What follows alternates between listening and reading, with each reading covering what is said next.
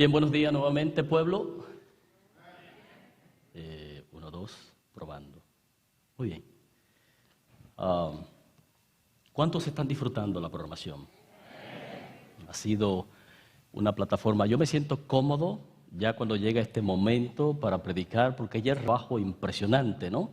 Con los servicios de cantos, la historia de los niños maravillosa, muy dramatizada, el pez que abrió la boca y se cerró, ¿verdad? Eso fue algo impresionante. Así que pues la lección de escuela sabática, poderosa también, es decir, la hermosa interpretación musical de la princesita.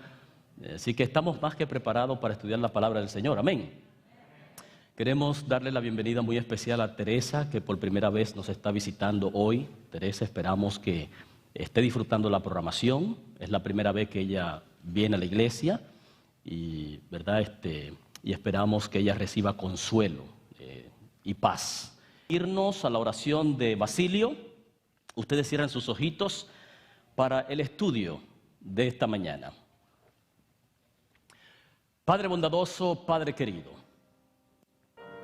una vez más venimos ante tu presencia para que, Señor, en este momento especial que vamos a abrir tu palabra, sea tu Espíritu que nos guíe de principio a fin. Nos ayude, Señor, a recibirla, pero también a permitir que tu Espíritu haga germinar la semilla que hoy será sembrada en cada corazón presente y en cada corazón de aquellos que nos ven a través de las diferentes plataformas. Usa a tu siervo, a pesar de sus imperfecciones, para edificar a tu pueblo de forma general. Y permítenos, oh Señor, tener un encuentro maravilloso contigo en este día especial. Que podamos salir, Señor, por esa puerta o desconectarnos de los diferentes dispositivos que estamos utilizando para ver la transmisión, con la seguridad de que hemos tenido un encuentro maravilloso contigo. Gracias, Señor. En el nombre poderoso de Jesús te lo pedimos. Amén y amén. Bien, abra su Biblia conmigo en el libro de San Mateo, capítulo 23, verso 37 al verso 39. Allí está la perícopa que vamos a estar analizando, la porción de la palabra del Señor que nos compete para el día de hoy, bajo el título ¿Cuántas veces quise, pero no quisiste?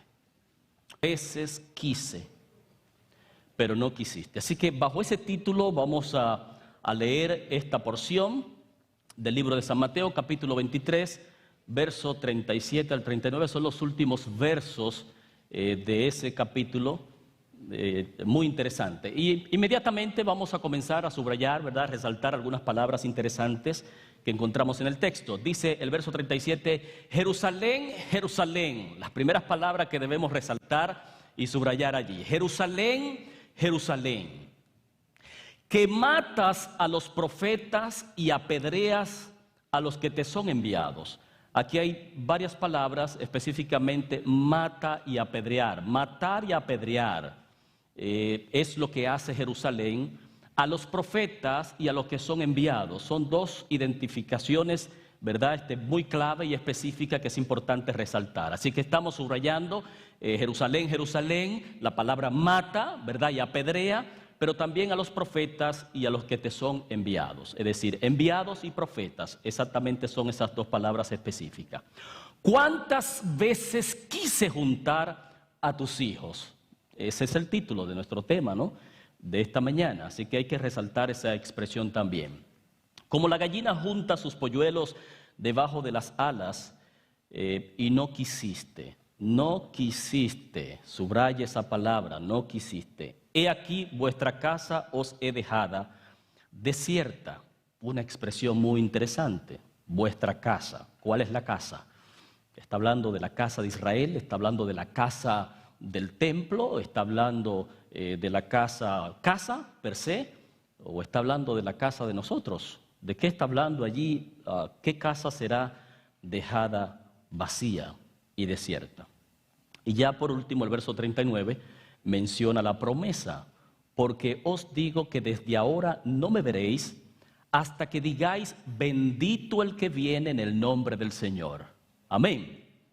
Entonces usted va a notar en esta porción como un A-B-A. Es decir, Dios comienza con el interés de juntar al pueblo y de tenerlo bajo sus alas, como lo hace la gallina, ¿verdad? Y protegerlo. Pero en el centro vemos de aquel pueblo que con un amor impresionante quiere reunirlos, quiere protegerlos, quiere bendecirles, pero en la parte del centro está el rechazo completo. Y al final termina con una promesa de bendición de que pues Él vendrá. Y pareciera ser como la esperanza del mismo Jesús, que es el que está hablando aquí. Padre, es la expresión que dice aquí San Mateo. Pero Isaías dice, he aquí nuestro Dios, leemos y Él, ¿quiénes expresarán esas palabras? Antes de salir del templo. Es decir, Él está hablando en el templo y expresa esas palabras poco antes de salir del templo. Pues si usted lee el capítulo 24, verso 1, dice, cuando salió Jesús del templo, se le acercaron los discípulos y le preguntaron, ¿cuándo serán todas estas cosas y qué señal habrá? ¿Recuerdan eso? Es decir, Jesús está en el templo cuando Él está expresando esto. Así que me gustaría navegar un poquito primero cuando Jesús entró en el templo. ¿Qué fue lo que sucedió? Hay unos capítulos anteriores, en el capítulo 21. Póngale algo al capítulo 23, la porción donde estamos estudiando, que vamos a regresar allá. Pero volteé las páginas, unas cuantas páginas a la derecha. En el capítulo 21, verso 12 en adelante, es la entrada al templo. Es cuando Jesús entra al templo. Y dice el verso 12, y entró Jesús en el templo de Dios y echó fuera a todos los que vendían y compraban en el templo, y volcó las mesas de los cambistas y las sillas de los que vendían palomas, y les dijo, verso 13, escrito está, mi casa será llamada, ¿qué cosa? Casa de oración, mas vosotros la habéis hecho o convertido ¿en qué? Muy bien, entonces note el juego de palabras aquí. Jesús entra al templo y tan prontamente entra al templo, dice, mi casa será llamada casa de... Ok, ¿cómo le llama Jesús al templo cuando entra? Mi casa, muy bien, eso es importante. Pero luego dice la narración que comienza a volcar las mesas de los cambistas y a poner orden en el desorden que había allí. ¿Qué fue lo que Jesús vio cuando entró al santuario? De hecho, la palabra, cuando menciona templo, aquí no está mencionando solamente la parte interna del templo, sino el atrio y todo lo que compete al templo per se. Es decir, no está hablando del lugar interno, sino que está hablando del parking, en el caso de nosotros, el estacionamiento, está hablando de todo en general. Entonces, cuando Jesús llegó allí, estaba el atrio donde se hacían los sacrificios y todo eso, y que solamente tenían acceso a ese atrio los judíos. Ningún gentil podía entrar a ese atrio. Pero estaba el atrio exterior, que eran donde estaban los gentiles, y era parte del templo, ese atrio también, pero allí estaban los gentiles, y eran los que tenían las mesas de cambistas, o eran los cambistas que tenían las mesas para cambiar el dinero al dinero del templo. Cualquier dinero que traían de cualquier otra parte, pues podían cambiarlo en la moneda del templo para comprar los animales que se iban a usar para el sacrificio. Y entonces en el templo, tenían todas clases de animales. Estaban las palomas, que eran el animal de los pobres, podríamos decir, que no tenían para comprar quizá un cordero o algo por el estilo. Entonces todo eso estaba ya a la disposición de ellos. Tenían que comprarlo con el dinero del templo y no podían traer su ofrenda desde la casa. Tenían que comprar los animales allí. Era algo impresionante. Y los que dirigían el templo apoyaban todo lo que estaba, es decir, eran los encargados de todas esas cosas, de lo que estaba ocurriendo allí. Entonces, la palomita, el cordero y todos los animales que se sacrificaban en el templo eran símbolo del Cordero de Dios que quita el pecado del mundo. Entonces se había perdido de una forma impresionante el concepto, lo sagrado del servicio que se estaban llevando a cabo. Esos servicios que se hacían ya no tenían valor, no tenían sentido, porque la gente lo hacía por una costumbre, una rutina, un cometido, un cumplido, un compromiso y todos los sinónimos que nosotros podamos usar allí, pero en ese sentido. Es decir, voy al templo, cumplo y ya. No hay una conexión íntima en lo que se está haciendo. Ya era una rutina. No es lo mismo, pueblo querido, ni es igual cuando usted tiene una palomita, que usted la vio, la compró quizá un pichoncito, un bebecito, y comenzó a crecer y usted comenzó a darle la comidita a la palomita para criarla, y esa palomita fue creciendo y de momento la palomita volaba y se le ponía en sus hombros y usted entró en ese cariño con esa palomita.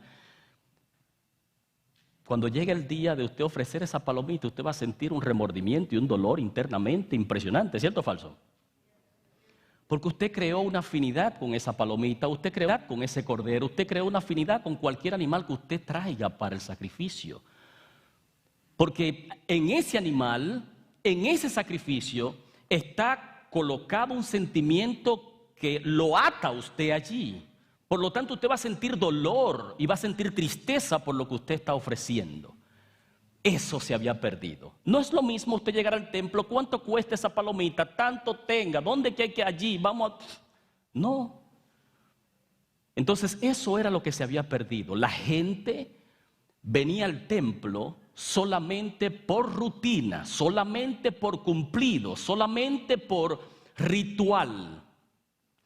Pero no había una intención de poder tener un encuentro especial con Dios. ¿Será que hoy nosotros tenemos cosas? ¿Será que hoy hay personas que van a las iglesias para cumplir, para un cometido?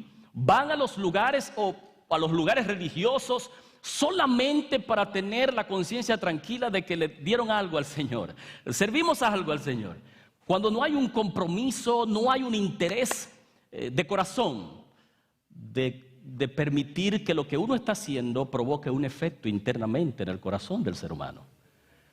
Entonces, eso fue lo que laceró a Jesús cuando Jesús entró y vio todo esto. Dijo, esto no es lo que se espera que se haga. La gente ha perdido el concepto, ha perdido la esencia, la realidad. Y todos esos animales que se iban a sacrificar proyectaban, como dice Juan 1:29, al Cordero de Dios que iba a quitar el pecado del mundo. Cuando yo voy a degollar un animal o a matar a una palomita, estoy poniendo mis pecados sobre ese animal y ese animal está muriendo por mis pecados. En un símbolo, ¿no? Como Oscar mencionó en el santuario, enfatizó esos tópicos muy importantes. Así que pueblo, cuando Jesús entra, esto es lo que encuentra. Dice, veo un montón de gente que están celebrando, que están participando, pero como dice Isaías, el pueblo de labio pero su corazón, y a Dios no le interesa el labio. Oscar mencionó algo muy profundo en la lección. Él dijo que no deben ver a Dios, déjenme ver si capté la palabra completa. Deben ver a Dios no por lo que decimos, sino por lo poderoso eso. Eso fue directa con Dios. Así que así encontró Jesús en el templo. Entró al templo y vio todo eso. Pero ¿cómo dijimos que le llamó al templo cuando él entró? Mi casa, mi casa. Mi casa será llamada casa de oración, pero vosotros la habéis convertido en cueva de ladrones. Muy bien, con eso en mente entonces, estamos claros con ese tópico. Amén. La entrada de Jesús al templo. Muy bien, entonces ahora vamos porque el párrafo que nosotros acabamos de leer es cuando Jesús sale del templo. Es decir, pasan muchas cosas allí y ahora llega el momento cuando Jesús sale del templo. Pero antes de salir del templo, Él hace esta mención. Jerusalén, Jerusalén. ¿Qué esperaba el Señor Jesús al mencionar Jerusalén, Jerusalén, escuchar? Esa expresión Jerusalén, Jerusalén en la escritura hebrea, es decir, en el Antiguo Testamento, hace eco a lo que mayormente sucedía en el Antiguo Testamento. Ilustra el llamado divino, el llamado de Dios y la respuesta de quien es llamado. Por ejemplo, en Génesis capítulo 46, en el verso 2, está hablando allí de Jacob, cuando Dios le hizo el llamado a Jacob. Y dice el verso 2, y habló Dios en visión de noche a Israel, y dijo, Jacob, Jacob. ¿Y qué más sigue diciendo? ¿Recuerda? Si yo le digo a usted, vamos a ver, a hacer una práctica, a ver si nos sale eso, a ver si la pegamos, Si yo digo, por ejemplo, José, José, yo no sé si aquí hay un José, pero José, José, ¿qué se espera que suceda después de allí? Que responda, respuesta, ¿cierto o falso? Sí, eso es lo que dice el texto.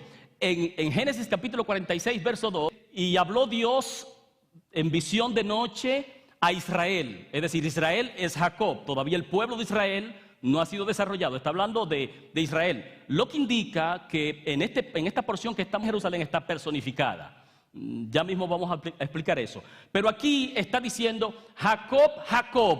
¿Y qué responde Jacob? Heme aquí, Señor.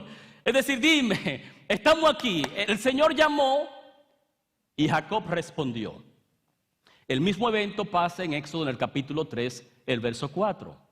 Y cuando vio que él, es decir, cuando vio es Jehová. Cuando vio que él es Moisés. Está hablando de la zarza ardiente. Cuando vio que él se iba a acercar para ver, llamó a Moisés desde la zarza y dijo, Moisés, Moisés. ¿Y qué vino de allá para acá? La misma palabra. Heme aquí, Señor. Heme aquí. Recuerden 1 Samuel, en el capítulo 3, verso 10. El llamado de Samuel. Y nuevamente Jehová llamó como las veces anteriores y dijo, Samuel, Samuel. ¿Y qué vino de allá para acá? Heme aquí. Es la misma expresión. En el Samuel dice, habla, Señor, que tu siervo. Muy bien, entonces, ¿qué significa el heme aquí o habla, Señor, que tu siervo escucha? ¿Qué es exactamente lo que Moisés estaba dispuesto, Samuel estaba dispuesto, Jacob estuvo dispuesto cuando escuchó Moisés, Moisés, Jacob, Jacob, Samuel, Samuel? Bueno, en Isaías en el capítulo 6, verso 8, usted recuerda que eso es un concilio en el cielo. En el capítulo 6 se está celebrando un concilio en el cielo, maravilloso. Y de momento surge una necesidad de enviar un mensajero, un misionero a predicar el evangelio de verdad. Dejarle saber al pueblo que no estamos viviendo en tiempos de paz, que no estamos viviendo en tiempos para estar rezagados, que no estamos viviendo en tiempos para perderlo, que estamos viviendo en tiempos que debemos tomar decisiones serias con nuestras vidas. Dios necesitaba un mensajero. Y de momento se escucha la expresión en el verso 8 del capítulo 6 del libro de Isaías, ¿a quién y quién irá por vosotros? Y la segunda parte del verso 8, ¿qué dice? Isaías dijo, heme aquí, ¿qué cosa? Entonces el heme aquí es la respuesta de aceptar o cumplir o podría ser la voluntad de Dios en nuestras vidas. ¿Captan el punto? Es decir, el heme aquí es, Señor, aquí estoy dispuesto a, ¿qué tú quieres que yo hagas? O sea, Jacob le dijo, heme aquí, Señor, es decir, estoy dispuesto a, estoy escuchando tu palabra, ahora estoy dispuesto a. Moisés le dijo lo mismo, y usted va a ver en el desarrollo de todos estos patriarcas y profetas en el Antiguo Testamento, que aunque muchos de ellos fueron maltratados, perseguidos y apedreados, y le dieron muerte a algunos de ellos en la misma Jerusalén, usted va a notar que estuvieron dispuestos a hacer la voluntad de Dios. Estuvieron dispuestos a las consecuencias que vinieran en el camino, no había problema con eso, siempre y cuando ellos estaban seguros de que estaban cumpliendo la misión de Dios. Así que Dios habla, ¿y qué yo hago? Yo respondo. La Biblia dice en Romanos capítulo 10, verso 17, que la fe viene por él y el oír ¿qué? Entonces, si tú escuchas palabra de Dios, eso indica que va a producir. Mateos 11 dice, veces quise Bueno, el libro de Hebreos en el capítulo 1, verso 1 dice: y Dios, habiendo hablado de muchas formas y de muchas maneras a vuestros padres por los profetas, hoy nos ha hablado a través de su Hijo, a quien constituyó heredero de toda la creación y por medio de quien hizo todo el universo. Así que Jesús es la última respuesta de llamado de Dios para decirnos a nosotros: José, María, María, Matías, Matías, Edinson, Edinson. Amén, pueblo. Entonces la respuesta que Dios esperaba aquí con Jerusalén, Jerusalén, que les esperó por todo el tiempo de llamado, todo el tiempo de búsqueda, todo el tiempo de tratar de salvaguardar. Porque cuando dice juntar a tus hijos como la gallina junta sus polluelos, el énfasis debajo de sus alas, eso significa protección. ¿Cuántas veces quise protegerte, pero tú no quisiste? ¿Cuántas veces quise salvarte? Y de hecho, aquí podríamos enfatizar que se está hablando de dos, o podríamos decir que Jesús está trazando dos líneas importantes. Porque está hablando de una destrucción que va a ocurrir en Jerusalén. Y de hecho ocurrió en el año 70 después de Cristo. Jerusalén fue destruida completamente. Pero la inspiración revela que ningún hijo de Dios pereció en Jerusalén. Eso fue poco. Démosle un poquito de agua a esta gente, pues. La Biblia dice, pueblo querido, porque, escucha, sigo un poco débil, pero amén. Gloria al Señor. Pues yo digo amén, gloria a Dios.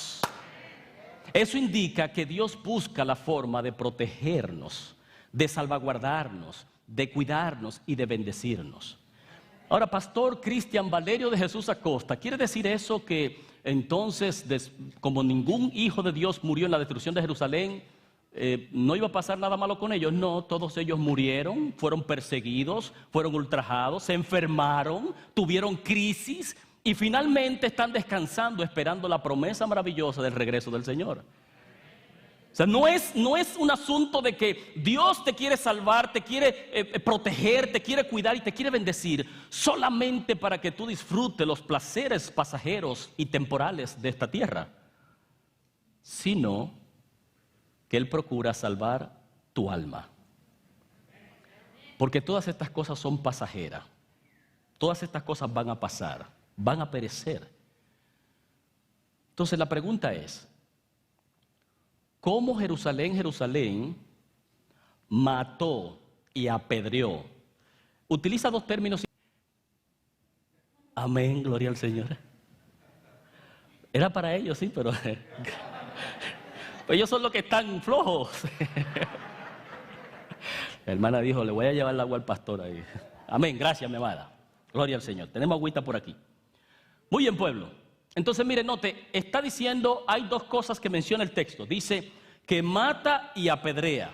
¿Estamos bien? Mata y apedrea. ¿A quiénes mata y apedrea? A los profetés, en griego, profetés, a los profetas. Un profeta es todo aquel que habla, podríamos traducirlo de una forma más directa, es la boca de Dios. Un profeta es aquel que habla en nombre del Señor. Es el vocero de Dios, es el vocero de Dios, es la boca de Dios, es el vocero de Dios. Los principios, los planes de Dios, los juicios de Dios, lo que Dios espera de nosotros, Dios se los revela a los profetas. Y los profetas van y hablan. Los profetas no son muy queridos, porque muchas veces nos dicen cosas que nosotros no queremos escuchar. ¿Cierto o falso? A ver, ¿cuántos de aquí y de los que están con nosotros en las redes sociales, cuántos de ustedes se han puesto a estudiar la Biblia profundamente y termina la Biblia estudiándonos nosotros? A ver, ninguno. Sí. Bueno, pues yo soy el único. Déjenme confesarle, yo soy el único que he estudiado la Biblia profundamente, pero la Biblia termina estudiándome a mí. Porque cuando yo me encuentro allí cuando la palabra de Dios me dice, no tendrás dioses ajenos, me es a mí, yo no soy el que estoy estudiando la Biblia me está estudiando a mí. Cuando la Biblia me dice que yo tengo que ser fiel a Dios, cuando la Biblia me dice que yo tengo que cambiar mi vida, cuando la Biblia me dice que yo tengo que recibir una transformación en mi familia, pues la Biblia me está escudriñando a mí, no soy yo a la Biblia. La Biblia me está diciendo a mí lo que yo necesito cambiar, lo que yo necesito transformar. Entonces, la palabra profetés es el vocero de Dios, habla, pero dice el texto, la segunda parte del texto, y apedreas a los que te son enviados. La palabra enviados en griego es apostelos. Suena parecida esa palabra, apostelos. Apóstoles, es de donde viene la palabra apóstoles. Y los apóstoles son enviados. En Mateo capítulo 28, versos 18 al 20, y pues y predicad el evangelio, son enviados en el nombre del Señor. Son enviados a cumplir una misión. De modo que Jesús está haciendo énfasis aquí, no solamente a los profetas del Antiguo Testamento, aunque también incluye a Juan como profeta en el Nuevo, sino que también incluye a los apóstoles. Y lo interesante es que los profetas, que simbolizan el Antiguo Testamento aquí, y los apóstoles o los enviados, que es un énfasis al Nuevo Testamento de forma directa, que son los apóstoles, está hablando de la palabra del Señor. En Juan capítulo 6, verso 63, dice: el Espíritu es el que da vida. Amén. Si el Espíritu es el que da vida. Las palabras que yo os he hablado son espíritu y son vida. Y en San Juan 5:39 dice que ellas son las que dan testimonio de mí. Jesús hablando.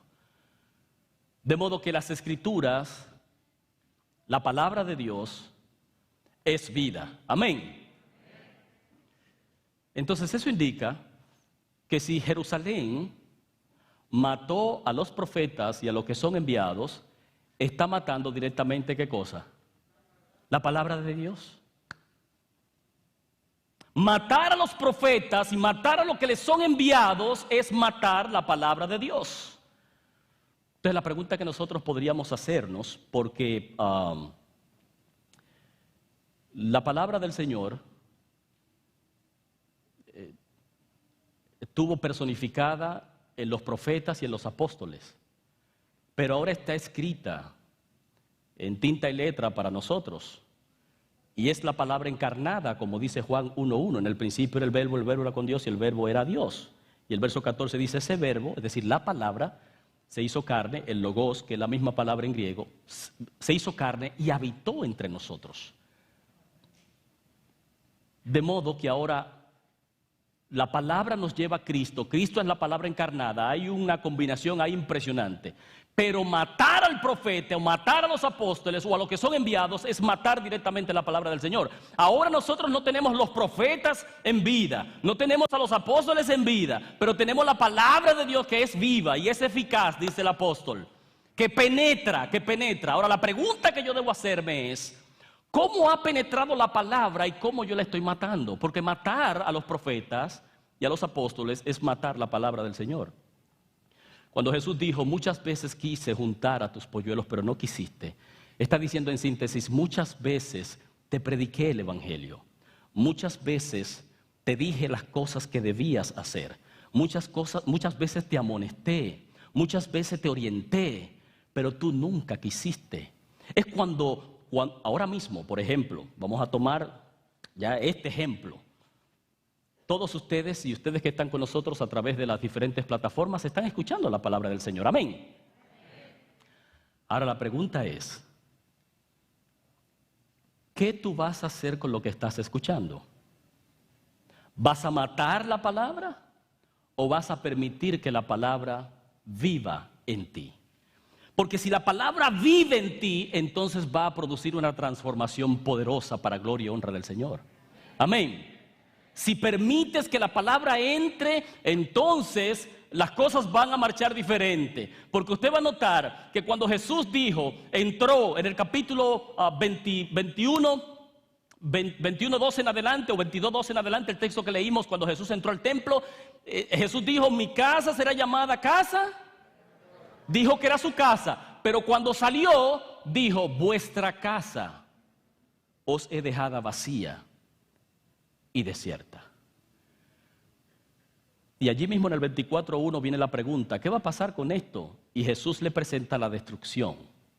Cuando Jesús no está en la casa, es decir, cuando Jesús está en el templo, si usted se lee el verso 13 del capítulo 22 del texto que leímos, va a notar, vamos a leerlo, mire lo que dice el verso 14, el verso 14 del capítulo 21, mire lo que dice, y vinieron a él en el templo ciegos y cojos. Amén. La presencia de Jesús en el templo produce bendición. Hay sanidad, hay salvación. Los cojos andan, los ciegos ven. Y si hay muertos, resucitan también. Pero allí está Jesús. Eso indica que la presencia de Jesús en el santuario, en el templo, en la casa, en tu vida, es sinónimo de bendición. Pero cuando Jesús no está en la casa, es sinónimo de destrucción. Cuando Jesús sale del templo, dice, no quedará piedra sobre piedra que no sea derribada. Pero ya Jesús sale del templo y ya no le llama mi casa, sino vuestra casa. Le está llamando la casa de ustedes. Ustedes quieren hacer con la casa lo que quieran, háganlo, tranquilo. Pero el final de esto va a ser destrucción. Dios nos amonesta a través de su palabra. Dios ha enviado su palabra para guiarnos, para capacitarnos, para bendecirnos. Pero está en nuestras manos lo que nosotros vamos a hacer con la palabra del Señor. Entonces yo puedo tomar la expresión de Jesús, cuántas veces quise juntar, y decir cosas como esta, por ejemplo. ¿Cuántas veces quise salvar tu matrimonio? ¿Cuántas veces quise sacarte del hospital o evitarte? ¿Cuántas veces quise sacarte del mundo de las drogas? ¿Cuántas veces quise evitarte la prisión? ¿Cuántas veces quise evitarte la desgracia familiar? ¿Cuántas veces quise evitarte la depresión? ¿Cuántas veces quise? Pero no quisiste. Pero la esperanza maravillosa es que Él espera al final del texto, en el verso 39, porque os digo que desde ahora no me veréis hasta que digáis bendito el que viene en el nombre del Señor. Él espera que lo que han estado rechazando, lo que han estado matando a los profetas y a los enviados, es decir, a la palabra del Señor, que no han dejado que esa palabra haga efecto en el corazón del ser humano, Él espera que en algún momento nosotros nos dobleguemos ante sus pies y le digamos, Señor, heme aquí. De modo que cuando diga nuestro nombre, Cristian Valerio, el Señor necesita escuchar, heme aquí, Señor, aquí estoy. Cuando el Señor menciona Jerusalén, Jerusalén, no está hablando de salvación para una ciudad, está hablando de salvación para personas. Es como decir San José, no es la ciudad de San José, está hablando de los habitantes de San José. Cuando hablamos de la iglesia de San José, iglesia, no es la estructura de 4 paredes. Esta estructura de 4 paredes no será redimida, no vaya a ser resucitada ni llevada al cielo. Jesús no murió por estas 4 paredes ni por ningún banco de esta iglesia. Jesús murió por ti y por mí. Y a quien Él le interesa salvar y rescatar del lodo cenagoso del pecado, es a ti y a mí, no a nadie más. Es a ti y a mí. Por lo tanto, me gustaría, pueblo querido, ya yo creo que terminamos, no dejamos nada. Amén. Amén, no dejamos nada. Analizamos todo. Amén, gloria al Señor. Muy bien, perfecto. Entonces, me gustaría, porque yo sé, pueblo querido, que hoy hay muchos aquí que están presentes y hay tales también, que por alguna razón han estado matando y apedreando la palabra de Dios, es decir, rechazándola. No han dejado que la palabra de Dios trabaje y transforme sus vidas. Y necesitan la presencia de Dios en sus vidas. Yo sé que aquí hay muchos de ellos. y en las redes sociales también. Así que me gustaría, si tú eres una de esas personas, me gustaría que diga: Señor, hoy es el día que yo quiero. Porque en todos los momentos, pues no quise esto, no quise aquello, todavía estoy renegando. Estoy luchando con la palabra del Señor. Pero hoy es el día, pueblo querido, de nosotros contestarle al Señor cuando mencione nuestros nombres: María, María, José, José, Joaquín, Joaquín, Raúl, Raúl, Gerson, Gerson. Contestarle: heme aquí, Señor. Estar dispuesto a aceptar la voluntad de lo que viene de la palabra del Señor en nuestras vidas. ¿Hay alguien aquí que está dispuesto a decir: heme aquí, Señor? Excelente, excelente. Me gustaría verte en pie. Y aquellos que están con nosotros a través de las diferentes plataformas en el día de hoy, ya hemos escuchado la palabra del Señor en muchas ocasiones, de diferentes oradores y de diferentes formas. Es posible que ya estemos saturados de tantas veces que el Señor ha tratado de mí aquí. ¿Estás dispuesto también a permitir que la palabra del Señor entre en tu vida, en tu corazón, y haga un cambio profundamente? Amén, pueblo. Le oramos al Señor hoy. Padre bondadoso, Padre querido, oh Señor, hay muchas personas aquí presentes y algunos que están a través de las redes sociales que por mucho tiempo hemos estado en la tradición, en el ritualismo y en la costumbre, pero todavía, Padre amado, no hemos desarrollado esa intimidad. No hemos encontrado, Señor, esa oportunidad de abrir nuestros corazones y a sincerarnos contigo y dejarte saber que si tú no entras y tomas el control de nuestras vidas, nosotros perdidos. Padre amado, hoy hay un pueblo que se ha colocado en pie y otros que están con nosotros a través de las diferentes plataformas, Señor, que han escrito ya allí en las redes sociales, que estamos dispuestos, oh Padre amado, no solamente a recibir tu palabra, sino a no matarla y permitir que ella haga el trabajo que necesita hacer en nuestras vidas. Brazos de amor, Padre amado, Padre querido. Necesitamos la presencia de Jesús en nosotros, en nuestras vidas, en nuestro matrimonio, en nuestra familia, en nuestros hijos, en nuestros trabajos, en nuestras profesiones, en todo, Señor, lo que nosotros hacemos. Te necesitamos, te necesitamos. Por lo tanto, hoy, Padre amado, humildemente estamos ante tu presencia para que tú nos tomes en tus brazos de amor, de una nueva oportunidad de vida. Ayúdanos a crecer en ti. Gracias, Padre querido, por tu programación de esta mañana. Gracias también por tu palabra. Gracias por escucharnos y gracias por bendecirnos. En el nombre poderoso de Jesús te lo pedimos. Amén y amén. Amada iglesia, que Dios te bendiga grandemente. Gracias por estar con nosotros. Nos vemos esta tarde a las 5:30 en nuestra hermosa sociedad de jóvenes. Y a los que estuvieron con nosotros a través de las diferentes plataformas, les invitamos para que se conecten el próximo sábado, que tendremos nuevamente una hermosa programación para usted y también para su familia. Que Dios les bendiga y que tengan un feliz sábado.